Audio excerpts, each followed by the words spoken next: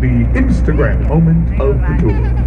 I'm the only tour guide who does this because I'm the only tour guide young enough to fathom what that could mean, okay? So get the cameras ready, look to the left. When we clear this new Kennedy development, you'll understand why the people, the residences of Riverbend fought so hard for this view down the main branch. I call this view down the main branch the Instagram moment. Why? You'll really see how the river splits the downtown into a south side and a north side. And once again, you can look at the size of the merchandise mart. Ladies and gentlemen, you'll really see how big this structure is now that we're farther away from it. The merchandise mart is currently the second largest concrete structure in North America, behind only the Pentagon. They don't make buildings like that. Look at that view. Isn't that gorgeous? It's just incredible. Gorgeous. Once you got that picture, go with me to the right. We do have two brand new skyscrapers. They both opened this year. River Point, 52 stories tall, LEED certified platinum as well. Same architects, Picard and Chilton, is our last LEED certified platinum building. Now folks, look at this. Isn't this just crazy? Look at from the boat to the right. The skinniest part of our newest skyscraper, you see this, is the base of the building. You see that? The base is 40 feet wide. Look at the top. It's 120 feet wide. Why did they do that? They had to. On the west side of the building are the Amtrak and Metro trains that come into Chicago. On the east side of the building is the river. They only had 40 feet to build the base of their building. That's why this was an empty plot of land for the past 100 years. No one thought you could build anything here. The architecture firm is Getch & Partners. They've proven everyone wrong. Their new 53-story, 700-foot tall building opened in October, just a little over a month ago. Look up to the right. This thing is freaky. Woo! Isn't that gorgeous? Welcome to the South Branch. Remember, ladies and gentlemen, the North Branch was very quiet, residential. The South Branch, oh no, we're in the beating heart of the Loop, the business district now.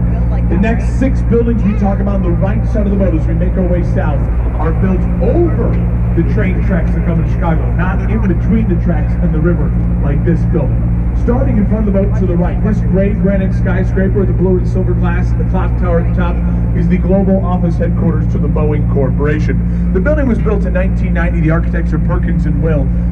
Boeing moved their office headquarters from Seattle to Chicago. Look at the right at the base of the Boeing building. You see this wall? That wall is just there to hide our view of the trains underneath the building. If you own a home in the United States of America, you own the air rights above your home. That means no one can build anything above your home without your permission. The railroad companies own the air rights above the rail. Boeing built a building above the rail. Boeing is forced to pay Amtrak and Metro $1.3 million every single year just to lease the air their building permanently takes up. That's the most American thing you're going to hear in the tour today. Don't even breathe that air. That's expensive air. Now, folks, they do have a Boeing store, so shop there for all of your Boeing needs. I think that's funny. All right, moving on. To the right, as we go to Washington Boulevard Bridge, the loudest bridge in Chicago.